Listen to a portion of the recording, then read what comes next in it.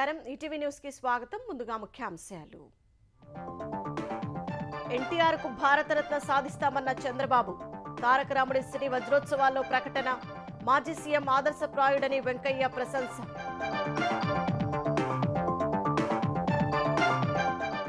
AP సాగునీటి సంఘాల ఎన్నికల్లో 95% ఏకగ్రీవం అధ్యక్ష ఉపాధ్యక్షులుగా కూటమి నేతలు ఎన్నిక పార్టీల మధ్య గొడవతో కొన్ని చోట్ల వాయిదా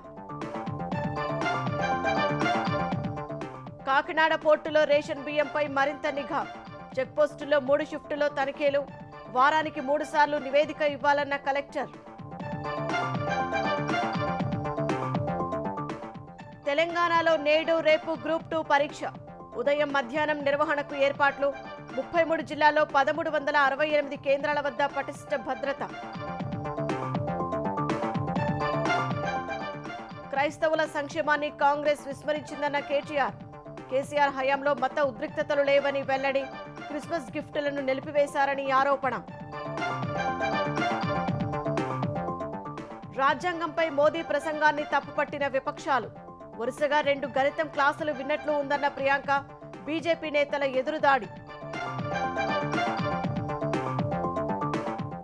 సమయం ఖర్చు మానవ వనరుల ఆదా కోసమే జమిలి బిల్లు ముసాయిదాలో పేర్కొన్న కేంద్రం రేపు లోక్సభలో ప్రవేశపెట్టనున్న మోదీ సర్కార్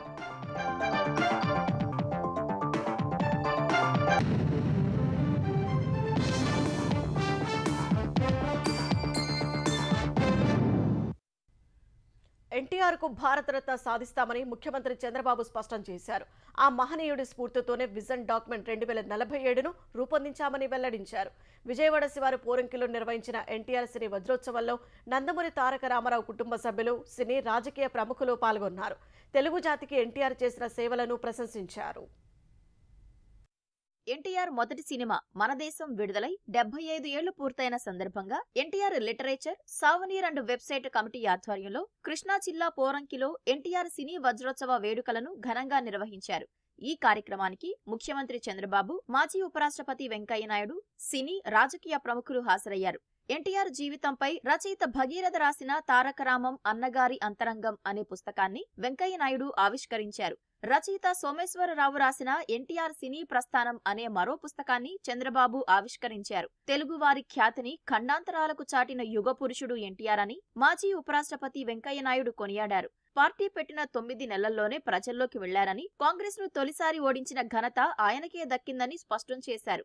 అభివృద్ధి, సంక్షేమం రెండింటినీ ఏకతాటిపై నడిపారని వెంకయ్యనాయుడు ప్రశంసించారు. రామారావు గారు విలక్షణమైన వ్యక్తిత్వం కలిగిన వాడు. ఆయన క్యారెక్టర్, క్యాలిబర్, కెపాసిటీ, కాండక్ట్ ఇవన్నీ కూడా నిండుగా మెండుగా ఉన్నాయి. నాకు రామారావు గారి పట్ల అభిమానం కలగడానికి 3 కారణాలు. 1 ఆయన క్రమశిక్షణ, 2 పట్టుదల, 3 చిత్తశుద్ధి. ఈ 3టితో పాటు అన్నిటికన్నా తెలుగు భాషపై ఆయనకు ఉండే అభిమానము, మన యొక్క భాషా మాధుర్యాన్ని ప్రపంచానికి తెలియజెప్పడంలో ఆయన చేసిన కృషి కూడా అది నాకు ఒక రకమైన అభిమానాన్ని సంపాదించింది. రామారావు గారు ఇంకో ప్రత్యేకత ఏంటంటే ఆడపడుచుల పైన అభిమానం. వారికి కూడా రాజకీయ అధికారం ఉండాలి, దానికి ముందు ఆస్తిలో అధికారం ఇవ్వాలని చెప్పని ఆస్తి హక్కు కల్పించినట్టు అసలు ఎన్టీ రామారావు గారు చరిత్ర మర్చిపోదు. ఆ విషయంలో మాత్రం సినీ రాజకీయ రంగాన్ని ఏలిన ఘనత ఎన్టీఆర్దేనని ముఖ్యమంత్రి చంద్రబాబు గుర్తు చేశారు. ఆయన స్ఫూర్తితోనే స్వర్ణాంధ్ర విజన్ డాక్యుమెంట్ 2047 రూపకల్పన చేశామని తెలిపారు. రైతు బిడ్డ స్థాయి నుంచి అత్యున్నత స్థాయికి ఎదిగారని సీఎం కొనియాడారు. 2 రూపాయలకు కిలో బియ్యం పెట్టి పేదల ఆకలి తీర్చారని, రాయలసీమ కరువు, దివిసీమ ఉప్పెన, చైనాతో యుద్ధం సందర్భాల్లో తానున్నానని ఎన్టీఆర్ ముందు నిలిచారని గుర్తు చేసుకున్నారు. ఎన్టీఆర్ కు భారతరత్న ఇవ్వాలని, ఇందుకోసం ప్రయత్నిస్తామని చంద్రబాబు తెలిపారు. చట్టసభల్లో కూడా మహిళలకు తొందరలోని రిజర్వేషన్లు వస్తున్నాయి. దానికి నాంది పలికిన నాయకుడు నందమూరి తారక రామారావు గారని చెప్పి కూడా మీకు తెలియజేస్తున్నా. ఎన్టీ రామారావుకి భారతరత్న ఇవ్వడం అనేది ఆయన్ను గౌరవించడం కాదు, దేశాన్ని గౌరవించుకోవడం, జాతిని గౌరవించడం. తప్పకుండా ఎన్టీఆర్కు భారతరత్న వచ్చే వరకు వదిలిపెట్టం, సాధిస్తామని మరొకసారి మీ అందరికీ హామీ ఇస్తున్నా. ఎన్టీఆర్ జీవితాన్ని పాఠ్యాంశంగా చేర్చాలని NTR literature committee chairman TD Janardhan ప్రభుత్వాన్ని కోరారు. ఎన్టీఆర్ పై సినీ నటి జయప్రద, ప్రభ, నిర్మాత దగ్గుబాటి సురేష్ తదితరులు ప్రశంసలు కురిపించారు. తెలుగు సినీ చరిత్రలో ఎన్టీఆర్ చిరస్థాయిగా నిలిచిపోతారని ఎన్టీఆర్ కుమారులు మోహనకృష్ణ, రామకృష్ణ చెప్పారు. తెలుగు ప్రజల గుండెల్లో నందమూరి తారక రామారావు స్థానాన్ని మరెవరూ భర్తీ చేయలేరని తెలంగాణ వ్యవసాయ శాఖ మంత్రి తుమ్మల నాగేశ్వరరావు స్పష్టం చేశారు. ఖమ్మం లకారం ట్యాంక్ బండ్ పై నిర్వహించిన ఎన్టీఆర్ సినీ వజ్రోత్సవ సంబరాలకు ముఖ్య అతిథిగా మంత్రి తుమ్మల హాజరయ్యారు. తన చతురతతో దేశ రాజకీయాలను మలుపు తిప్పిన నాయకుడు ఎన్టీఆర్ అని మంత్రి కొనియాడారు. సంక్షేమ రాజ్యానికి పునాది వేశారని గుర్తు చేశారు. ఈ సందర్భంగా ఎన్టీఆర్ నటించిన సినిమాలోని పాటలతో నిర్వహించిన సంగీత విభావరి ఆద్యంతం ఆకట్టుకుంది. ఆయన సినీ జీవితాన్ని ఆరాధించినటువంటి తెలుగు జాతి రాజకీయాల్లో కూడా ఆయన్నే ఆరాధించి అభిమానించి ఆశీర్వదించినటువంటి జాతి. గతంలో ఎప్పుడూ ఎవరు ఏ ప్రభుత్వం ఊహించినటువంటి కార్యక్రమాలు తీసుకొని ఒక సంక్షేమ రాజ్యాన్ని రామరాజ్యాన్ని సృష్టించి పేద ప్రజల యొక్క బడుగుల యొక్క బలహీన వర్గాల యొక్క జీవన స్థితిగతుల్ని మార్చి అందరి వాడిగా అన్నగా ఆరాధించి భారతదేశ రాజకీయ చరిత్రని మలుపు తిప్పి ఏకపార్టీ విధానం లేని పరిస్థితిని ఆనాడే ఎన్టీ రామారావు గారు సృష్టించారు. అందుకని ఆ మహానుభావుడిని అందరూ కారణ జన్ముడు అంటారు. ఆయన యొక్క దైవాల్లో వచ్చినటువంటి రాజకీయ అవకాశాన్ని సద్వినియోగం చేసుకొని శభాష్ అనిపిస్తానని చెప్పి మీకు ఈ సందర్భంగా మనం చేస్తున్నాం. ఆంధ్రప్రదేశ్లో 6,149 సాగునీటి సంఘాలకు నిర్వహించిన ఎన్నికల్లో 95% పైగా ఏకగ్రీవంగానే అధ్యక్ష ఉపాధ్యక్షులను ఎన్నుకున్నారు. అన్ని సంఘాలు ఎన్డీఏ కూటమి ఖాతాలోకే చేరాయి. ఏపీలో 6,149 సాగునీటి సంఘాలకు 49,020 ప్రాదేశిక నియోజకవర్గాల సభ్యులకు శనివారం ఎన్నికలు జరిగాయి. ప్రాదేశిక నియోజకవర్గాల సభ్యులు సాగునీటి సంఘం అధ్యక్ష ఉపాధ్యక్షులను ఎన్నుకుంటారు. ఈ సాగునీటి సంఘాల అధ్యక్షులు డిస్ట్రిబ్యూటరీ కమిటీల అధ్యక్షులను ఎన్నుకుంటారు. ప్రాదేశిక నియోజకవర్గ సభ్యులుగా ఎక్కువ మంది ఏకగ్రీవంగా ఎన్నికయ్యారు. పులివెందుల నియోజకవర్గంలో 29 సాగునీటి సంఘాలు ఏకగ్రీవమయ్యాయి. 1978 తర్వాత అక్కడ కూటమి పార్టీలు బలం చూపడం ఇదే ప్రథమం. ఉమ్మడి నెల్లూరు జిల్లా కుడితిపాలెం సాగునీటి సంఘాల ఎన్నికల్లో టీడీపీ వైసీపీ నాయకులు గొడవపడ్డారు. వింజమూరు మండలం కిస్తీపురంలో వాదనకు దిగిన ఇరు పార్టీల శ్రేణులను పోలీసులు చెదరగొట్టారు. కొండాపురం మండలం ఇసుకదామర్ల, సైదాపురం మండలం గిద్దలూరులో సాగునీటి సంఘాల ఎన్నికలు వాయిదా వేశారు. పార్వతీపురం, మన్యం జిల్లా పాలకొండ మండలం నవగాం నీటి సంఘం ఎన్నికల్లో గొడవ జరిగింది. పనుకు వలస ప్రాదేశిక నియోజకవర్గంలో ఎన్నికల సామగ్రిని గుర్తు తెలియని వ్యక్తి ఎత్తుకుపోయారు. ఎన్టీఆర్ జిల్లా గణపవరంలో తోపులాటలతో నీటి సంఘం ఎన్నిక వాయిదా పడింది. కాకినాడ జిల్లా తాటిపర్తిలోనూ ఎన్నిక నిలిపివేశారు. కృష్ణా జిల్లా పెడన మండలం నందిగామ ఎన్నికల్లో జలవనరుల శాఖ అధికారి జి మధుశేఖర్పై కత్తితో కొందరు దాడి చేశారు. ముఖ్యమంత్రి చంద్రబాబు రేపు పోలవరం ప్రాజెక్టును సందర్శించనున్న నేపథ్యంలో పనులు ఏర్పాట్లను ఏలూరు జిల్లా ఉన్నతాధికారులు శనివారం పరిశీలించారు. కలెక్టర్ వేటు సెల్వి, ఎస్పీ ప్రతాప్ శివకిషోర్ ఏర్పాట్లను సమీక్షించి ఆయా శాఖల సిబ్బందికి సూచనలు చేశారు. ముఖ్యమంత్రి పర్యటనలో ఎటువంటి ఇబ్బందులు తలెత్తకుండా తీసుకోవాల్సిన ముందస్తు జాగ్రత్తలను సిబ్బందికి వివరించారు. హెలీప్యాడ్ నుంచి ప్రాజెక్టు పనుల ప్రాంతాల వరకు సీఎం వెళ్లే అవకాశం ఉన్న చోట్ల వరకు కాన్వాయ్ ట్రైన్ రన్ను అధికారులు నిర్వహించారు. ప్రాజెక్టు ప్రాంతాల్లో పటిష్ట బందోబస్తు ఏర్పాట్లు చేసినట్లు కలెక్టర్, ఎస్పీలు తెలిపారు. పోలవరం ప్రాజెక్టును సందర్శించనున్న సీఎం అక్కడే ప్రాజెక్టు పూర్తి చేసేందుకు రూపొందించిన వర్క్ షెడ్యూల్ను ప్రకటించనున్నారు. తెలంగాణ పబ్లిక్ సర్వీస్ కమిషన్ నేడు రేపు గ్రూప్ 2 పోస్టుల భర్తీకి పరీక్షలు నిర్వహించనుంది. ఇందుకోసం 33 జిల్లాలో 1368 పరీక్షా కేంద్రాలను కమిషన్ ఏర్పాటు చేసింది. 2022 డిసెంబర్ 29న జారీ చేసిన నోటిఫికేషన్కు సంబంధించి గ్రూప్ 2 పరీక్షల కోసం 5,05,1847 మంది దరఖాస్తు చేసుకున్నారు. 783 గ్రూప్ 2 పోస్టుల కోసం ఈ పరీక్షలు నిర్వహిస్తున్నారు. ఈ ఉదయం 10 గంటల నుంచి 12:30 వరకు పేపర్ 1, మధ్యాహ్నం 3 గంటల నుంచి సాయంత్రం 5:30 వరకు పేపర్ 2 పరీక్ష జరగనుంది. రేపు ఉదయం 10 నుంచి 12:30 గంటల వరకు పేపర్ 3, మధ్యాహ్నం 3 నుంచి సాయంత్రం 5:30 వరకు పేపర్ 4 పరీక్ష జరగనుంది. ఆంగ్లం, తెలుగు, ఉర్దూ మాధ్యమాల్లో పరీక్ష నిర్వహించనున్నారు. మార్చిలోపు ఫలితాలు ప్రకటించి ఉద్యోగాలు భర్తీ చేయాలని టీజీపీఎస్సీ యోచిస్తోంది. ఇక నుంచి ఏ నోటిఫికేషన్ జారీ చేసినా 9 నెలల నుంచి ఏడాదిలోపు పూర్తి చేయాలని కమిషన్ భావిస్తోంది. అధునాతన సాంకేతిక పరిజ్ఞానాన్ని అందించే ఏఐ టెక్వేవ్ కంపెనీ ఇంజనీరింగ్ హబ్ను ద్వితీయ శ్రేణి నగరాల్లో కూడా ఏర్పాటు చేయాలని ఆ సంస్థ ప్రతినిధులను తెలంగాణ పరిశ్రమల శాఖ మంత్రి శ్రీధర్ బాబు కోరారు. ఈ మేరకు టెక్వేవ్ కంపెనీకి ప్రభుత్వం నుంచి పూర్తి సహకారం అందిస్తామని తెలిపారు. కోకాపేటలో నెక్స్ట్ జనరేషన్ ఏఐ ఇంజనీరింగ్కు చెందిన టెక్వేవ్ కంపెనీ 2వ కార్యాలయాన్ని మంత్రి ప్రారంభించారు. టెక్వేవ్ కంపెనీ కార్యాలయాలను వరంగల్, కరీంనగర్ వంటి ద్వితీయ శ్రేణి నగరాలకు విస్తరించి మరింత మంది ఇంజనీర్లకు ఉపాధి కల్పించాలని శ్రీధర్ బాబు కోరారు.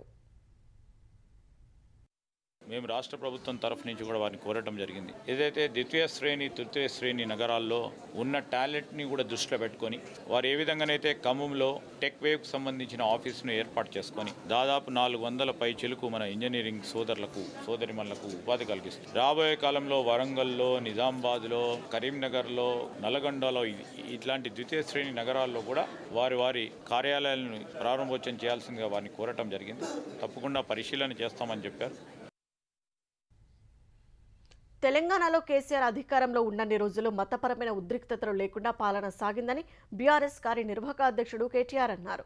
కాంగ్రెస్ ప్రభుత్వం వచ్చాక పరిస్థితులు మారిపోయాయని విమర్శించారు. జూబ్లీహిల్స్ నియోజకవర్గం Rahmat Nagar division SPR hills గ్రౌండ్లో జరిగిన ప్రీ క్రిస్మస్ వేడుకల్లో కేటీఆర్ పాల్గొన్నారు. క్రిస్మస్ కేక్ కటింగ్ చేసి మత పెద్దలతో కలిసి కేటీఆర్ ప్రార్థనలు చేశారు. కేసీఆర్ ప్రభుత్వం తొలిసారిగా క్రిస్మస్ను రాష్ట్ర పండుగగా గుర్తించిందని కేటీఆర్ గుర్తు చేశారు. పేద క్రైస్తవ విద్యార్థులకు 20 లక్షల రూపాయల చొప్పున విదేశీ స్కాలర్షిప్ ఇచ్చామన్నారు. ఉప్పల్ బగాయత్లో క్రిస్టియన్ భవన్ నిర్మాణం చేపట్టామన్నారు.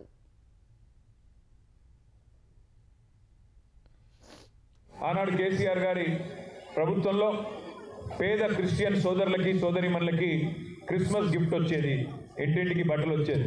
మరి కాంగ్రెస్ ప్రభుత్వం వచ్చిన తర్వాత వస్తూ ఉందా క్రిస్మస్ కానుక? వస్తున్నదా? లేదు. కేసీఆర్ గారి ప్రభుత్వం రాకముందు ఒక చర్చి నిర్మాణం జరగాలి అంటే కలెక్టర్ పర్మిషన్ అవసరం ఉండేది. కానీ దాన్ని తొలగించి ఎక్కడికక్కడ చర్చిల నిర్మాణానికి కూడా స్థానిక ప్రభుత్వాల అనుమతితో, అంటే సర్పంచ్ గారు కానీ లేదా మున్సిపాలిటీ అయితే మున్సిపల్ కౌన్సిల్ పర్మిషన్తో చేసుకునే విధంగా చేసింది కూడా కేసీఆర్ గారి ప్రభుత్వమే. ప్రధాని నరేంద్ర మోదీ లోక్సభ ప్రసంగంలో పేర్కొన్న 11 తీర్మానాలపై విపక్షాలు పెదవి విరిచాయి. ప్రధాని ప్రసంగం చాలా సుదీర్ఘమైందని, 11 జుమ్లాల ప్రతిజ్ఞ వినాల్సి వచ్చిందని సమాజ్వాదీ పార్టీ అధినేత అఖిలేష్ యాదవ్ విమర్శించారు. కుటుంబ రాజకీయాల గురించి మాట్లాడే వారి పార్టీనే వంశపారంపర్యంగా ఉందని దుయ్యబట్టారు. ఎస్సీ, ఎస్టీ, ఓబీసీలు, దళితులకు రిజర్వేషన్లు దూరం చేశారని అఖిలేష్ ఆరోపించారు. కులగణన నిర్వహించి ప్రజలకు వారి జనాభా ప్రకారం హక్కులు, గౌరవం లభించే రోజు త్వరలో వస్తుందన్నారు. కాంగ్రెస్ పార్టీ నియంతృత్వం వహించిందని చెబుతున్న ప్రధాని దేశ స్వాతంత్ర సమరంలో హస్తం పార్టీ చేసిన కృషిని మరవరాదని తృణమూల్, వామపక్ష ఎంపీలు సూచించారు. మోదీ ప్రసంగంలో పేర్కొన్న 11 తీర్మానాలు ఖాళీగా ఉన్నాయని కాంగ్రెస్ విమర్శించింది. వాట్సాప్ యూనివర్సిటీని సిగ్గుపడేలా చేసే వక్రీకరణదారుగా మోదీని అభివర్ణించింది.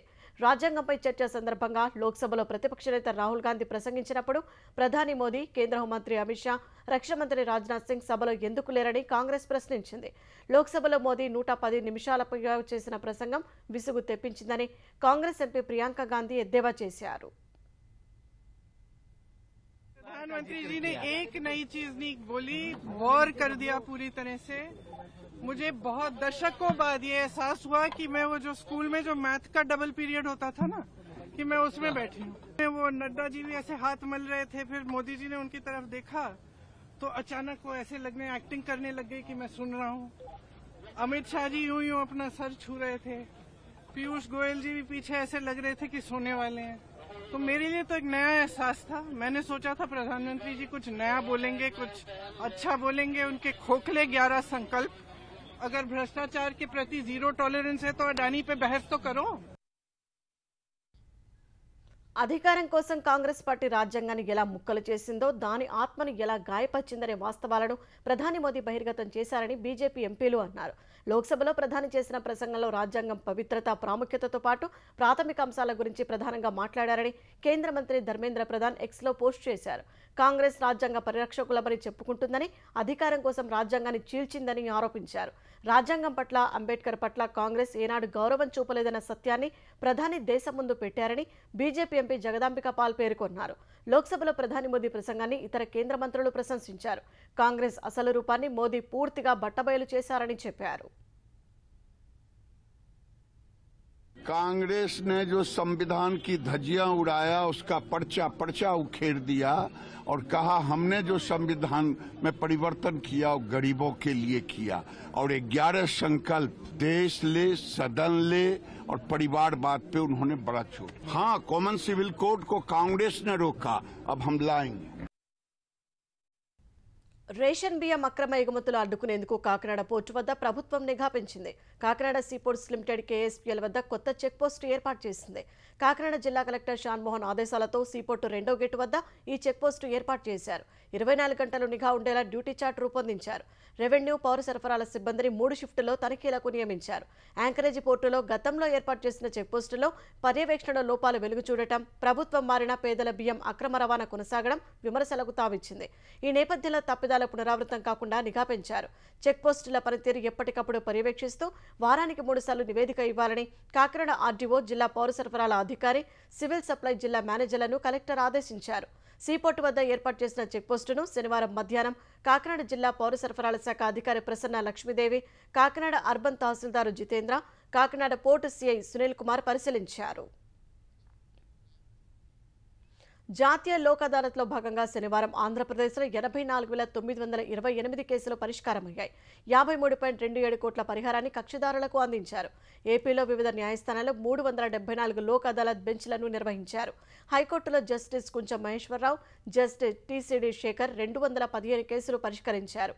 3.69 కోట్లను కక్షిదారులకు పరిహారంగా అందజేశారు. రాజధాని రైతులపై వైకాపా ప్రభుత్వం పెట్టిన కొన్ని కేసులను మంగళగిరి న్యాయస్థానం కొట్టేసింది. లోక్ అదాలత్లో ఇరుపక్షాలు రాజీకి రావడంతో న్యాయమూర్తి దాదాపు 20కి పైగా కేసులను పరిష్కరించారు. కూటమి సర్కార్ అధికారంలోకి రాగానే కేసులు క్రమంగా ఎత్తేస్తామని ముఖ్యమంత్రి చంద్రబాబు ఇచ్చిన హామీ నెరవేరడంతో రైతులు సంతోషం వ్యక్తం చేశారు.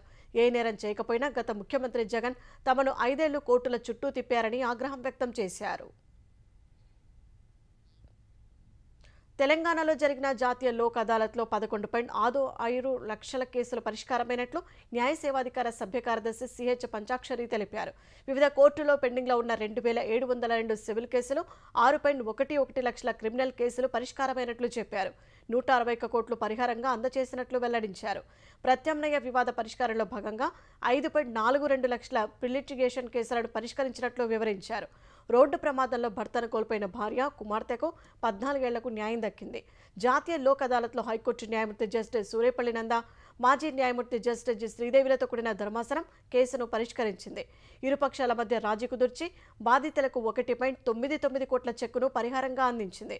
హైకోర్టు నిర్వహించిన లోక్ అదాలత్లో 225 కేసులు పరిష్కారమయ్యాయి. నర్సాపూర్ అర్బన్ ఫారెస్ట్ పార్కును ఎకో టూరిజంగా అభివృద్ధి చేస్తామని తెలంగాణ అటవీ పర్యావరణ శాఖ మంత్రి కొండా సురేఖ తెలిపారు. మెదక్ జిల్లాలోని నర్సాపూర్ అర్బన్ ఫారెస్ట్ పార్కును సందర్శించిన మంత్రి అక్కడ మొక్కలు నాటారు. అనంతరం ఫారెస్ట్ ఎగ్జిబిషన్ను పరిశీలించారు. వాచ్ టవర్ నుండి పార్కు అందాలను తిలకించారు. నర్సాపూర్ అర్బన్ ఫారెస్ట్ పార్కును అభివృద్ధి చేసి పర్యాటకుల సంఖ్యను, ఆదాయాన్ని పెంచేలా చర్యలు చేపడుతున్నట్లు ఆమె తెలిపారు. పార్కు అభివృద్ధికి DPR తయారు చేయాలని అధికారులను సురేఖ ఆదేశించారు. ఆఫీసర్స్ గెస్ట్ హౌస్, పర్యాటకుల కాటేజీలు, reception centres, kitchen cum storage వసతులు మెరుగుపరుస్తున్నట్లు తెలిపారు. 685 మీటర్ల ట్రెక్కింగ్, 700 మీటర్ల సైక్లింగ్, 50,000 లీటర్ల వాటర్ సంప్ నిర్మాణం, పార్కులో పిల్లలు ఆడుకునే సౌకర్యాలు మెరుగుపరుస్తున్నట్లు చెప్పారు. సిరియాలో శాంతి స్థాపనతో పాటు రాజకీయ పరివర్తన కోసం అమెరికా, తుర్కీ, ఐరోపా సమాఖ్య, అరబ్ దేశాలు పిలుపునిచ్చాయి. జోర్డాన్లో వివిధ దేశాల విదేశాంగ మంత్రులు హాజరై సిరియాలో తదుపరి పరిస్థితులపై చర్చించారు. అనంతరం సంయుక్త ప్రకటన విడుదల చేశారు. సిరియాలో తీవ్రవాద గ్రూపుల ఆవిర్భావాన్ని నిరోధించాలని, రసాయన ఆయుధాల నిల్వలను సురక్షితంగా నాశనం చేయాలని పిలుపునిచ్చారు. సిరియా ప్రాదేశిక సమగ్రతకు పూర్తి మద్దతును కూడా తెలిపారు. అరబ్ దేశాల విదేశాంగ మంత్రులు మరో ప్రత్యేక ప్రకటన విడుదల చేశారు. సిరియన్లు ఆమోదించిన కొత్త రాజ్యాంగం ఆధారంగా ఐరాస పర్యవేక్షించే ఎన్నికలకు పిలుపునిచ్చారు. సిరియా బఫర్ జోన్తో పాటు సమీప ప్రదేశాల్లో ఇజ్రాయెల్ చొరబాట్లను హేయమైన చర్యగా పేర్కొన్నారు. ఇజ్రాయెల్ దళాలను వెంటనే ఉపసంహరించుకోవాలని డిమాండ్ చేశారు. ఒకే దేశం ఒకే ఎన్నిక కోసం ప్రతిపాదించిన 129వ రాజ్యాంగ సవరణ బిల్లును రేపు కేంద్రం లోక్సభలో ప్రవేశపెట్టనుంది. తరచూ ఎన్నికల నిర్వహణ వల్ల వ్యయ ప్రయాసాలు సహా సమయం వృధా అవుతోందని బిల్లు లక్ష్యాలు, కారణాల్లో ప్రభుత్వం వివరించింది. జమిలీ ఎన్నికల వల్ల ప్రజాధనం, సమయం ఆదా అవుతుందని పేర్కొంది. పదే ఎన్నికల ప్రవర్తన నియమావళి అవసరం ఉండదు కనుక అభివృద్ధి పనులు నిరాటంకంగా జరుగుతాయని వివరించింది. ఎన్నికల విధులకు మానవ వనరుల వినియోగం తగ్గి ప్రభుత్వ ఉద్యోగుల సేవలు మరింతగా అందుబాటులోకి వస్తాయని తెలిపింది. ఈ కారణాల రీత్యా జమిలీ ఎన్నికల నిర్వహణ దేశ దేశానికెంతో అవసరమని బిల్లులో అభిప్రాయపడింది. లోక్సభ, రాష్ట్రాల అసెంబ్లీలకు జమిలీ ఎన్నికల అమలు కోసం రాజ్యాంగంలో కొత్తగా 82 అధికరణాన్ని చేర్చాల్సి వచ్చింది. పార్లమెంటు పదవీకాలంలో మార్పు కోసం ఆర్టికల్ 83ని, అసెంబ్లీల పదవీకాలం సవరణకు ఆర్టికల్ 172ని సవరించాలి. ఎన్నికల రూపకల్పన కోసం పార్లమెంటుకు అధికారం కల్పించే అధికరణం 327ని సవరించాల్సి ఉంటుంది. ఈ రాజ్యాంగ సవరణ బిల్లుకు దేశంలోని కనీసం 50% రాష్ట్రాల ఆమోదం పొందాలని నిబంధన వర్తించదని కేంద్ర ప్రభుత్వ వర్గాలు తెలిపాయి. రాజ్యాంగాన్ని సవరించే అధికారం 368 అధికరణం ద్వారా పార్లమెంటుకు సంక్రమించిందని గుర్తు చేశాయి. సాధారణ మెజారిటీతో బిల్లును ఆమోదించుకునేలా కేంద్రం మరో బిల్లు రూపొందించింది. దీనిని కూడా పార్లమెంటులో ప్రవేశపెట్టనుంది. బీహార్ పబ్లిక్ సర్వీస్ కమిషన్ ప్రశ్నపత్రాల లీక్ వ్యవహారంలో ఆ రాష్ట్ర సీఎం నితీష్ కుమార్కు మిత్రపక్షాల నుంచి ఒత్తిడి ఎదురవుతోంది. పేపర్ లీక్లను నిరసిస్తూ పట్నాలని ఒక పరీక్షా కేంద్రం వద్ద నిరసన తెలుపుతున్న అభ్యర్థుల్లో ఒకరిని జిల్లా మెజిస్ట్రేట్ కొట్టడంతో ప్రభుత్వంపై విమర్శలు వెల్లువెత్తుతున్నాయి.